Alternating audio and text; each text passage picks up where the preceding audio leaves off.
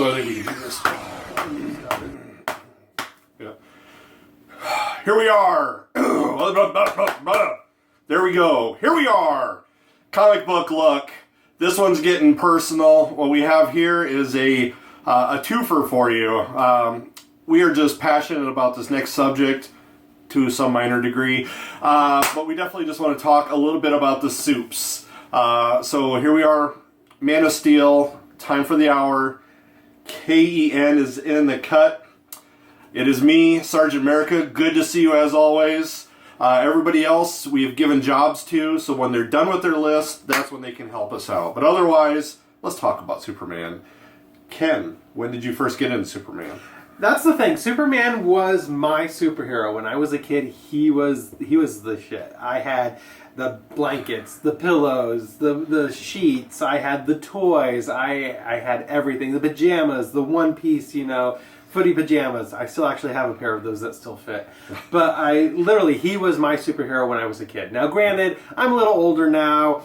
He's still probably one of my favorite superheroes, but he's not the favorite anymore. Yeah. I believe my tastes have matured a little bit since then.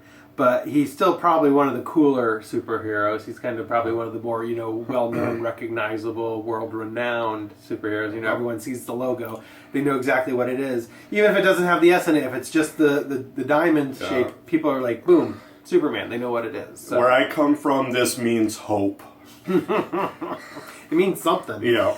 So, okay, I want to explain what I kind of went through is a few years ago, my friend Stu, he was getting rid of his comic collection, so I bought a good chunk of his comic collection from him. And in that collection was a lot of Superman and Superboy from like the 80s and 90s and the early 90s, mid 80s probably. So I was going through that and I came across all these cool ones where it's like Superman meets so-and-so and Superman meets so-and-so. And I'm like, those are really cool. I'd like to do a show about that and kind of talk about it. So that kind of brings us to where we are now. I threw the idea out there and Sgt Merica was like, yeah, let's do it. So here we are. And I kind of want to explain this because this is actually the first one that I saw. Our shirts, you're like, oh, Skeletor, Superman. What the hell do they have to do with anything? Easy. DC Comics presents Superman and the Masters of the Universe. How cool is that? This is actually the first one I saw in his collection, and I'm like, I have to buy that. All right. And it started the whole trend, so I wound up buying almost all of his collection.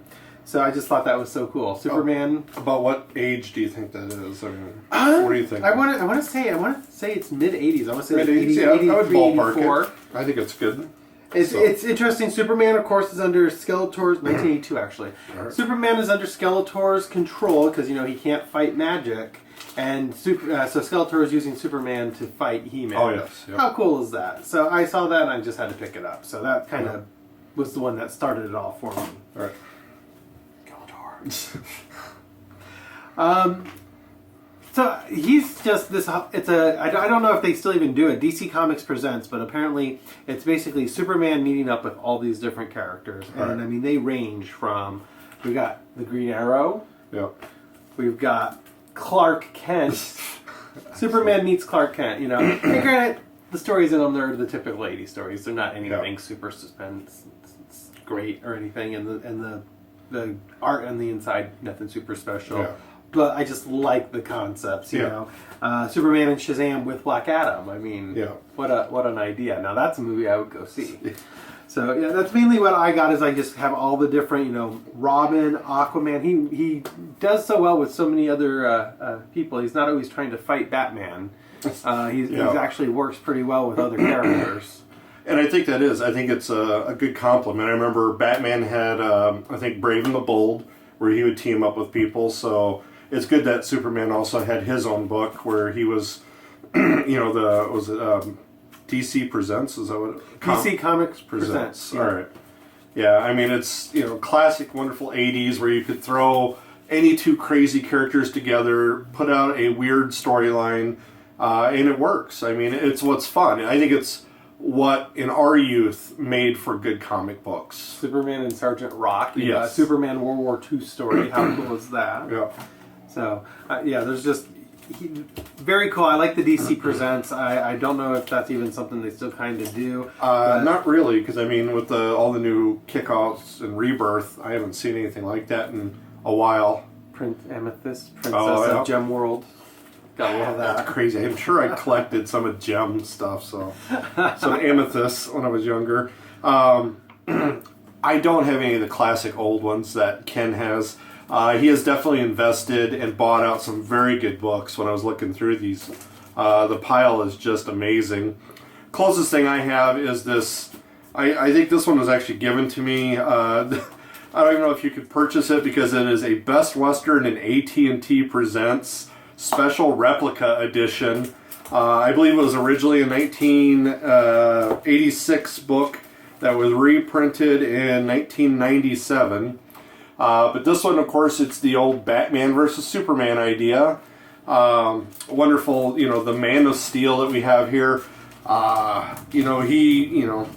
There is a villain. Batman, of course, does how he does, and he's beating somebody up in the street, and Superman shows up, calls him a vigilante, goes, of course, the newspaper calls me a vigilante too, but I'm here to stop you.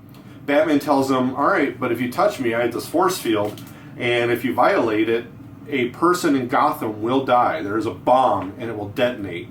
And he's like, I can't believe you're doing this. Superman teams up with him, helps him solve the crime. It's wonderful. The villain is Magpie, and the young lady, of course, is robbing different. Whoa. Oh, Guys. oh, are you done with your chores? I'm so sorry that I'm running behind. Yeah. I just got home from talking Swamp Thing with John. All right. I'm so sorry about that, you guys. How's the show about Batman going? Wonderful. I wear my hat. Yeah. I'm ready to go. Yeah. Wrong. Yeah. character. Unfortunately, and we are speaking Batman, but as how he interacts with Superman. Magpie does a wonderful job in this as just a low-class, nothing villain.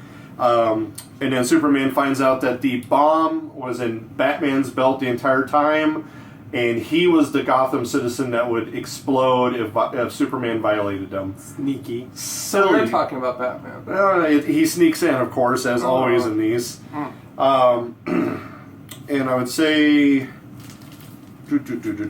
We kind of touched on it with Skeletor. It's not often mentioned, but the magic is often... Get the glare out of there. The magic is often what we see that is the thing that stops Superman.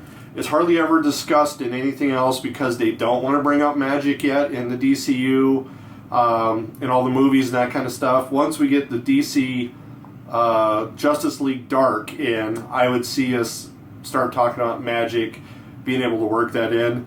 But this is a Colin Bunn, I believe it was a 4-issue run. In this one, they just go into a parallel universe. It's Batman as a knight. Superman has actually died, and so they need to bring in this Superman to be able to help out that universe. So that was definitely an awesome storyline. I would recommend that one. And it's technically a Batman and Superman comic, so Very cool. Of course it gets awesome. Loving that back cover, though. Oh, yeah. Blackest Night, Ken mentioned also with this Now we're talking my language. villains. That's right. Exactly. When we look at the villains, we get the Bizarros. Yes. This one we get an excellent introduction. And Bizarro has been brought in multiple times. Bizarro is from another universe. He is a clone of him and of Superman and Lex Luthor mixed together. There's been a couple different takes on it. It's like something wrong with Superman. Sometimes they call him Bizarro Superman. And I think it's just awesome that they keep playing around. So every time you see a Bizarro coming, you don't know which Bizarro you're getting. I just want to throw this in there because I actually have a Superman versus Bizarro, and it's actually got the Bizarro Aquaman and Bizarro Joker. And Bizarro Joker is just regular, flesh tone colored and crying instead of all white and pasty and laughing. Yeah. I just thought that was fun. Yeah. Along with that one, then we also have a Bizarro World where it also has the entire Bizarro Injustice League. So yeah, Now we're talking. He's definitely been a fun villain. We also see other takes on Superman. What if Superman had landed on Ao and got the green ring of power? It would have been very interesting. We've seen it with Batman and others. We've seen other iterations of it where it's pull up on my digital, the Superman, if he were to land in Russia, Red Sun. Oh yeah. Was just another interesting take, and since I'm not a diehard Superman fan, I really do like alternate storylines. I like little twists, I like little changes. That's probably why I actually prefer Bizarro, as you've seen in many of my other purple shirts, over sometimes the Superman. Oh, God. Best words of the show so far.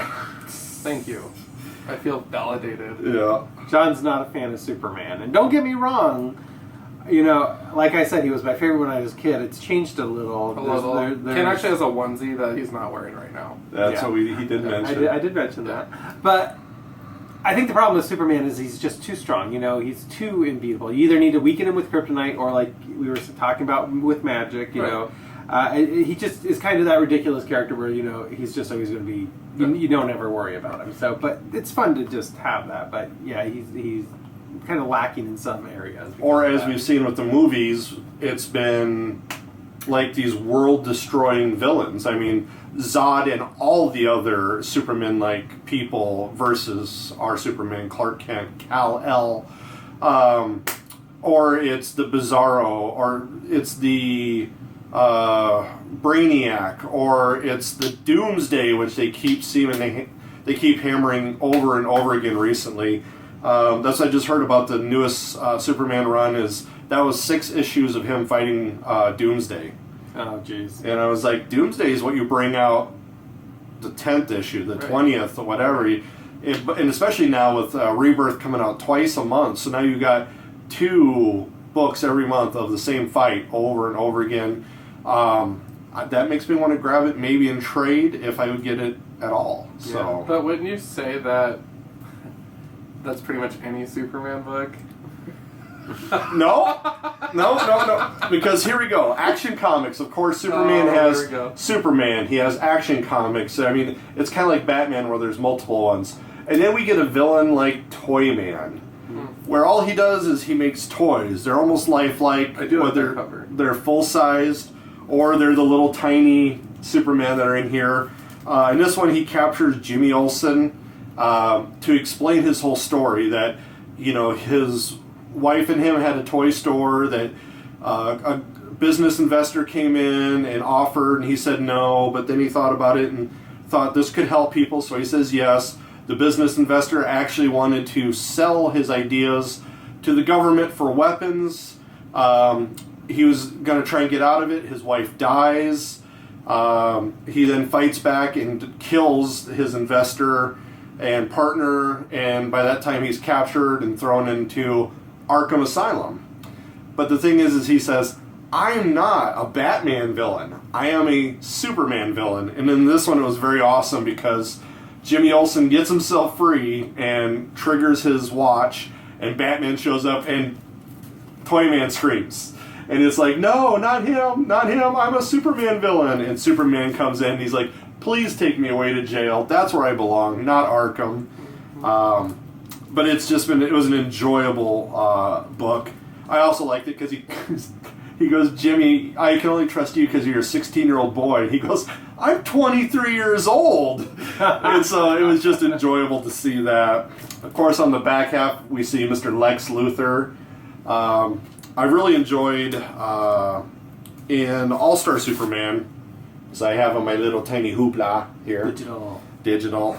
I like in All-Star Superman, Lex is just somebody who hates Superman. He's like, I could have been dictator of this whole planet, but out of some fluke happening, an alien lands here with all these wonderful powers, it stops everything. And he goes, and if it wasn't for that, he goes, natural course of selection, I rule the world. So that's the whole reason why he wants to kill Superman. An alien should not have landed here. An alien should not be taking over the world. An alien should not have this much power. I like it because Luthor is just a bad guy. And you don't feel sorry for him, and you don't sympathize for him. He's just a bad, bad man. Sometimes bad guys are just bad guys, and you don't have to... Exactly. Yeah.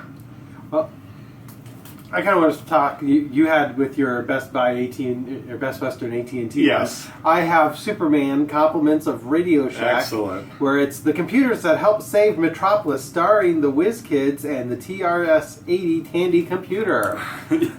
I just love it. It's basically an ad for Radio Shack, which aren't even really around anymore. No. I just love the little one-offs like that, where it's just kind of funny that you see that. And the thing is, Superman 2 starts June 19th on the big screen of the State Theater. So, like, this one literally was to a specific Radio Shack. All right. Because they actually had a specific theater number. Yeah. And you could give them this code on there and get a discount at the theater. We should So, like, do that how more cool often. is that? Yeah. We should totally do that more often. Yeah. That would be awesome. What I like there is your next one, Superman and Commandy. Boom. I don't even know Commandy. I just happened to see in John's office he had That's Commandy Phil's last fault. Last Boy on Earth. Boy on Earth. And so I saw that and I'm like, that's cool. See, Superman has joined up with everybody at some point or another. Yeah. What is good is in the Commandy storyline, he gets out of a post-apocalyptic Earth. The Earth is pretty much destroyed except for now animals are in charge. And they originally wanted a Planet of the Apes kind of book. The movie was out. And I believe Kirby made all these other animals. So there was Tiger Man and Dog and Bear Man, and it was great. So each place he'd go, there was a new one. Well, with New York destroyed, you would see, the skyline, everything's broken up, and then on this metal pole jutting out of the ground, there's the cape of Superman. Oh. So that's always been when I saw that, I thought that was a great little kicker. That's very cool. I did not know that. I only got a couple other ones to talk about. This one I just thought was cool because I don't remember this. Usually I'm pretty good at remembering old TV shows, but this is Superboy the comic book. The first issue is from 1989. It says the adventure continues based on the hit syndicated action series as seen on TV and in Superman magazines, and then it shows the actors playing Superman, and I don't know who the love interest was, Lois Lane, Lana Lang. I actually thought that was Christopher Reeve. LL, I don't know who it was, but I just thought that was cool. I do not remember that show at all. Probably on an obscure channel. It was on for like maybe 2 episodes, Yeah. if even that, but I thought that Or was kind of maybe cool. never on. I mean, it may have been something they were trying to promote and sell, and Never the pilot happened. never took off. Yeah. Then my last two, we'll just do quick because I've had these before. But these are my Woo! fun big ones. We have Superman versus Muhammad Ali. Oh yeah. And the fun thing about this one is all the people in the audience are actually famous people from the 70s. So, like, there's Jimmy Carter there, and, like, Lucille Ball, and just all sorts of people, even other characters. Batman's in there somewhere, all the other DC characters. And then the other one is, I've heard this one before as well, but it's Superman versus Spider-Man. So not only does Superman fight people within the DC universe, he fights people in alternate universes as well. So, The kicker on that, I always think, is I know he didn't get it for the $2 that it says in the corner. Not at I all. just love to see that there was a giant-sized comic at that time that was $2. That is just crazy. I would love to have paid $2 for that. So we talked about alternative Superman. Recently I just picked up Injustice in this wonderful first issue. Of course I have the trade. We have Batman captures the Joker, and he's like, well, you're kind of boring, and I did something different. And what he did is he set up Superman. There was a gas that Superman absorbed, breathed in, and it was a mixture of Joker gas, fear toxin, and kryptonite. And he mistook Lois Lane for the Doomsday creature, brought her up in the atmosphere to choke out Doomsday, and she had a bomb attached, or a trigger attached to her heart, so that when she died, it set off a bomb and blew up everybody that was in Metropolis. The problem is that morning, Clark and her were together in bed, having a good time, just relaxing and loving, and he heard 2 heartbeats from her. So when she died, the child died, and everybody in the jail was talking about, well, Joker, you're going to get locked away forever because of this. And he's like, I think it's going to be something better. And you're like, Superman is beyond that. He's the golden boy. He's not going to do it. Comes in, and there's an iconic picture of him as he punches his hand through Joker, out the back, just blood. And it was one of those things where, that was the downfall. That was the, one bad day, I believe, is, or the idea that there's one thing, Killing Joke, one day is enough that can break us and make us as bad as any villain. So this explores it. And so this is an alternative storyline. I have to check that one out. Yeah. Justice. This was a nice series also. I got 3 trades of this.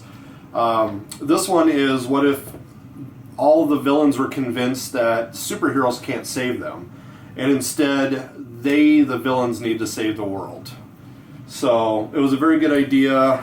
It's mainly Justice League, but of course there was strong involvement from, of course, Batman, Superman, Wonder Woman. So that was another enjoyable. Of course, Alex Ross covers. Any Alex Ross art is like comic book porn to me. So The stuff that you say every episode. yeah. And lastly, Kingdom Come. Once again, not part of the continuity, but this is a beautiful story in this trade. What if something happens in life and Superman gives up? That he goes back to the farm and turns his back. What we have is then a rise of new superheroes who don't follow the old tenets of JLA, and they kind of run wild, so the old guard has to come back and straighten out the world. Kingdom Come, another great one. This is where we see, well, of course, it's another Shazam Superman fight, but you see his gray temples, his black in the S of his traditional outfit. It's great. It was, what happens when they get older and the next cream of the crop comes through and aren't that great? Of course, we could continue to go on and on. We don't want the video to get too long. But of course, we see the knockoffs too. I mean, Shazam was, or Superman, was the kind of the beginning of it all. I think it was, the beginning comic book idea. We see a Shazam. We see trying to think who else. Hyperion from Marvel. We see Sentry. The Sentry, yes, from Marvel also, the wonderful guy who throws everybody into the sun, Dark Avenger style. And so we see a lot of them. There's Superior was another comic book that came out. We see that idea of the man who flies, the man who's unbreakable, heat vision, all this kind of stuff. All of Superman's powers, as Ken also talked about, when you have somebody who has so much, he's nearly as fast as the Flash, stronger than any other superhero, invulnerable skin, has a weakness to kryptonite and magic. A lot of the stories, if you find a good one, you find it's a breakdown of Superman, that it's more about his emotions, more about how he's dealing with life, not about the fighting, the punching, and all that. That actually makes it tougher. Like Ken says, you weaken him with the kryptonite, you threaten his family. Those are the kind of things we see. So Not Martha. Don't threaten Martha. That's right. Safe word. So we just hope that you enjoyed this video with this. Let us know what you think of the soups. I'm sure John will be one of the first people commenting in there. Of course. What we have to do is love our comic books, vote with your dollars, continue to love it, and just get on there. Make the YouTube videos. Talk with us about the Superman that we missed. Because, there's Steel that we missed, the Shaq movie make. The blue and red one. The blue and red, yeah. There's Superman, there's so many different variations from, Death of Superman that almost years. killed the industry. All the different things that we did forget. Please let us know. Please let us know what we should talk about. Tell us what books we definitely need to read. And as always, enjoy the books! That was the best close ever. Because I can see you. You're like, I wasn't ready for the closer. No.